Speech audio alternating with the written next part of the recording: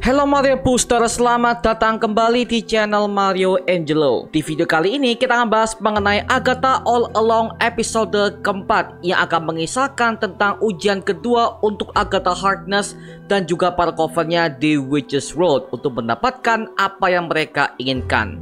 Tapi ternyata tiba-tiba dia kembali ke serial yang satu ini. Siapakah dia? So, di video kali ini kita akan membreakdown semua detail dan juga teori yang kita dapatkan mengenai Agatha All Along episode keempat ini. Apa aja ya? So, Mario Booster, let's break down this video.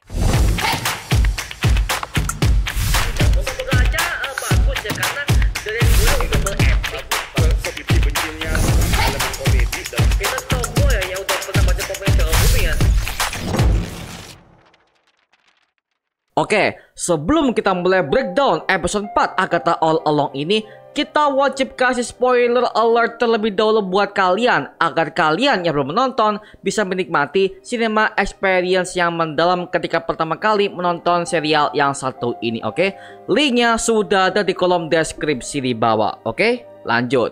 Judul dari episode keempat Agatha All Along ini adalah Jika Aku Tidak Dapat Menangkapmu atau Lakuku Akan Mengajarimu. Yang berarti episode keempat ini akan menjadi ujian kedua di Witch's Road bagi para coven Agatha yang menghadapi ancaman entitas astral dan musik akan menjadi senjatanya. I didn't think you had it in you. IP Mrs. Hart. A woman is dead, Agatha. Mrs. Hart was a bad draft pick. Diawali saat mereka semua keluar dari ujian pertama dan mereka menemukan bahwa Sharon alias Miss Hart ini udah tewas di akhir ujian pertama. Ketika mereka tahu dia udah tewas, ini diakibatkan karena dia terlambat diberikan sebuah penangkal racun oleh Jennifer Kale ketika mereka semua udah minum semua penangkal racun itu. Akhirnya karena dia udah ilahi, mereka menguburkannya di tanah Witch's Road tersebut sambil mereka semua terdiam karena mereka semua merasa bersalah terlambat untuk menolong si Mrs. Hart ini. Jika dia udah tewas, maka mereka tidak bisa melanjutkan perjalanan mereka ke Witch's Road karena itu merupakan sebuah persyaratan untuk mengumpulkan semua penyihir untuk bisa melewati jalan tersebut. Akhirnya mereka memanggil sang penyihir hijau alias Rio Vidal, mantan kekasih Agatha Harkness, untuk menemani mereka menggantikan Mrs. Hart tersebut. Dan ketika dia terpanggil, dia keluar dari sebuah kuburan tempat Mrs. Hart ini dikuburkan tadi, yang dimana teknik dia keluar ini membuat kita callback kepada Scarlet Witch sendiri yang keluar dari sebuah gong ketika dia akan merebut American Chavez di Multiverse of Madness. Dan juga adegan Zombie Strange yang keluar dari kuburannya dengan menggunakan mantra gelap dari kitab buku Darkhold. Agatha yang memang dari awal udah nggak setuju jika Rio Vidal ikut terlibat dalam sebuah misi ini. Akhirnya terpaksa dia mengikutinya. Dan ketika Rio Vidal udah muncul, dia mengatakan dengan suara yang sangat lantang seperti monster bahwa dia adalah penyihir hijau. More the Green Witch.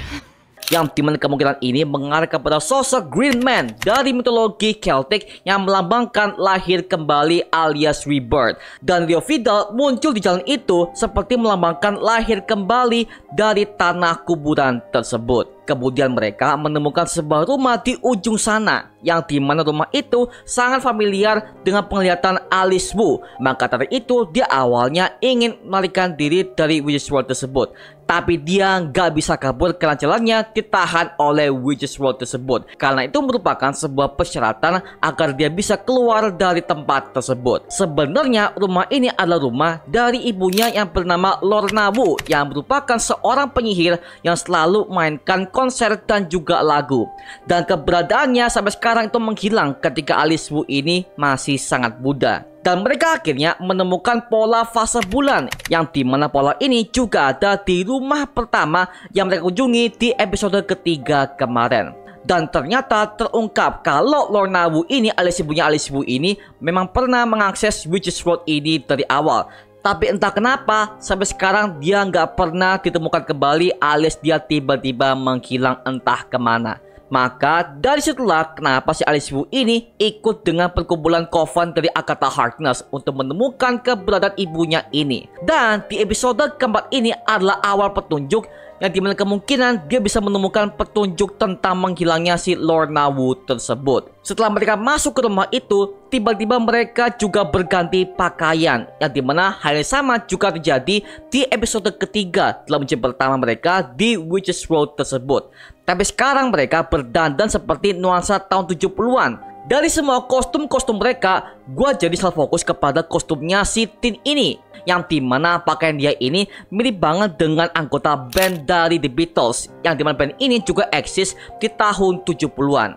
Kemudian di rumah itu ada banyak sekali gambaran di jendelanya masing-masing tentang penyihir yang disiksa oleh para warga. Dari mulai mereka dibakar, mereka disiksa, bahkan mereka dicambuk, bahkan sampai mereka tuh ada berbagai macam hukum-hukuman yang sangat mengerikan di abad pertengahan. Nah, kalau kalian jeli, semua metode itu dilakukan oleh para massa di masa lampau di abad pertengahan. Ketika jika mereka menemukan perempuan yang bisa menyembuhkan penyakit atau mungkin mereka bisa mendatangkan sebuah hujan, maka perempuan itu dicurigai bahwa dia adalah seorang penyihir atau orang yang bersekutu dengan sosok iblis. Maka dari itu, banyak sekali para penyihir yang bersembunyi dari keramaian dan mereka nggak mau mengekspos tentang diri mereka kepada publik. Dan itu pernah digambarkan di film Hansel and Gretel The Witch Hunter yang dirilis pada tahun 2013, yang dimana itu adalah film yang sukses menggambarkan betapa manusia itu benci terhadap kaum penyihir.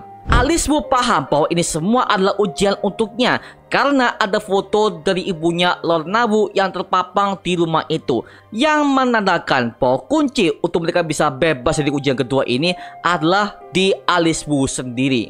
Rumah ini juga penuh dengan berbagai macam aksen musik di tengah aulanya, yang dimana memang itu adalah sebuah senjata yang harus mereka gunakan untuk menyelesaikan ujian kedua tersebut. What happens next? Kill all the witches around you. You get your power. Hey, that's my coven you're talking. I know it. What does he mean? Dan ketika mereka lagi mengitari rumah itu, Agatha dan Rio sedang berbicara satu sama lain. Dan tiba-tiba Agatha mengaktifkan sebuah speaker dan mic di ruang studio itu bahwa Rio akan membunuh semua para covennya, dan sambil menunggu Agatha mendapatkan kekuatannya kembali agar supaya dia dan Agatha bisa bertarung kembali seperti dulu. Memang hal ini udah ditis dari awal bahwa tujuan awal Agatha untuk mengajak semua para coven ini agar supaya dia bisa menambahkan kembali kekuatannya sebagai seorang penyihir yang udah hilang oleh Wanda Maximoff 3 tahun yang lalu di serial WandaVision. Akhirnya semua penyihir itu mendengarkan percakapan mereka dan akhirnya mereka semua menggerebek si Rio Vidal ini, yang dimana hal ini sengaja dilakukan oleh Agatha Harkness supaya mereka tahu kalau Rio ini bukan penyihir yang baik dan kelakuannya sama jahatnya dengan Agatha Harkness itu sendiri. Jadi dalam serial ini villain jadi tokoh utamanya yaitu Agatha Harkness. Sama halnya dengan Loki series di season pertamanya, yang dimana kita sebagai para fans MCU melihat Loki sebagai ancaman utama di Marvel Cinematic Universe. Tapi perlahan dia mulai melunak dan juga mengerti apa arti menjadi pahlawan itu sebenarnya setelah pertolongannya menyelamatkan TVA dan juga menyelamatkan semua timeline yang ada di Marvel Multiverse ini. Nah, kemungkinan Agatha all along ini akan mengambil pattern yang sama seperti Loki series kemarin. Kemudian tiba-tiba mereka semua satu persatu mengalami sebuah luka panas di bagian pundaknya, yang dimana ternyata itu adalah sebuah lambang kutukan. Dan Alice Wu yang pakai pisau di Vidal ini akhirnya memutuskan untuk menyekel semua kutukan itu agar supaya kutukan itu tidak menyakiti mereka semua.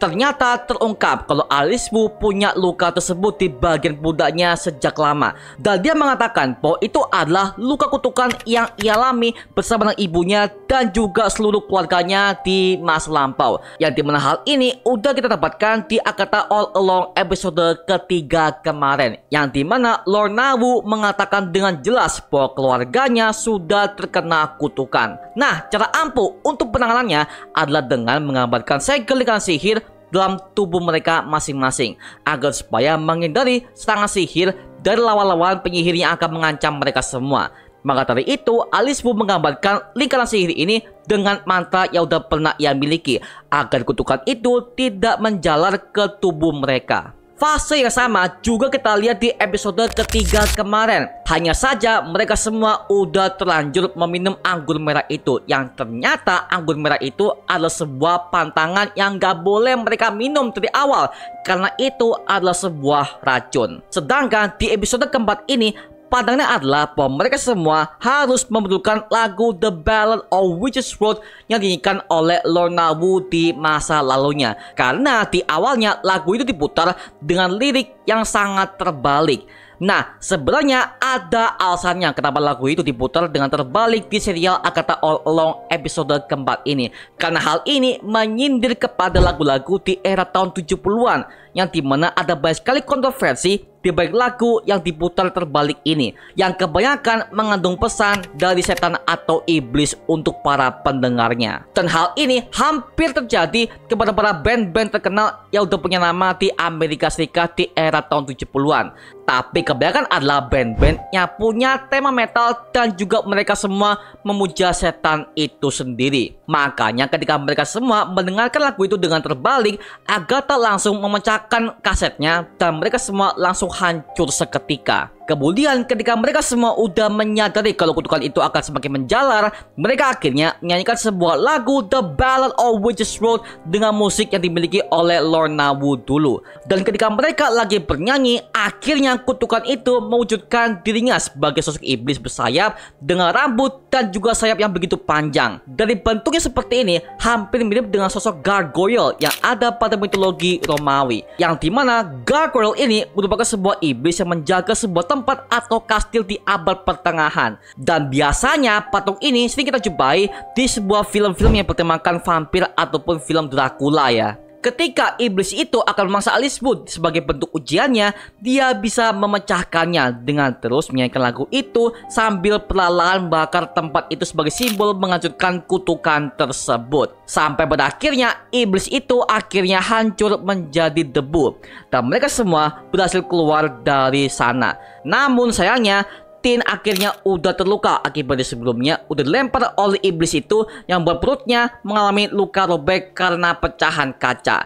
Akhirnya mereka semua membawa Tin ini untuk disembuhkan. Dan untungnya ada Jennifer Kale yang dikenal sebagai penyihir penyembuh yang mampu untuk menyembuhkannya dengan air dicampur dengan sinar bulan. Nah, sebenarnya sinar bulan ini dalam ilmu sihir bisa dipercaya menyembuhkan luka apapun yang bisa mengancam nyawa sekaligus.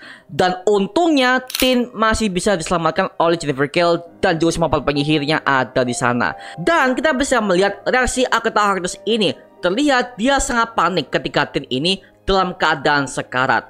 Nah, ini muncul sebuah teori baru di kalangan para fans. Kan sebelumnya kita udah pernah menuduh kalau Tin ini adalah Mephisto itu sendiri yang menyamar. Dan kita menemukan ada sebuah teori kedua. Kemungkinan Tin ini adalah wujud reinkarnasi dari anaknya Agatha Harkness yang bernama Nicholas Scratch maybe. Karena di MCU Nicholas Scratch ini kita curigai bahwa dia udah dikorbankan oleh Agatha Harkness kepada Mephisto untuk menukarkannya kepada kitab terkutuk Darkhold yang membuatnya menjadi penyihir hitam. Jadi kemungkinan besar Tin ini adalah hasil reinkarnasi dari Nicholas Scratch anaknya Agatha Harkness itu sendiri. Bisa jadi sih ya, karena konsep reinkarnasi ini adalah sebuah kebangkitan kepribadian yang sama tapi di tubuh yang berbeda dan juga di era yang berbeda pula. Dan memang hal ini masih dipercaya hingga di era modern sekarang. Nah, kalau gua gali coba lebih dalam, gua baru tahu kalau ternyata Nicholas Scratch di komik Marvel itu memang dia pernah menjadi agen Mephisto. Bahkan dia belajar semua berbagai macam ilmu hitam itu dari iblis penguasa neraka tersebut. Sehingga itu akhirnya membuatnya bermusuhan dengan ibunya sendiri, Agatha Harkness ya. Jadi apa yang dikatakan oleh Jennifer Kale di episode ketiga kemarin itu sepertinya memang benar ya. Kalau kemungkinan Nicholas Scratch untuk menjadi agen Mephisto di MCU. Bisa jadi di ending mereka bukan melawan Rio Vidal sebagai musuh utamanya, tetapi mereka akan melawan Nicholas Scratch yang untuk menjadi agen Mephisto. Jadi kemungkinan aktor John Locke ini akan memainkan dua peran di serial Agatha All Along ini, sebagai Tin dan juga sebagai Nicholas Scratch yang asli untuk menjadi agen Mephisto itu sendiri? Bisa jadi ya. Well, lagi-lagi ini masih kemungkinan aja guys ya. Tapi bisa kalian keep aja, siapa tahu mungkin beneran ya.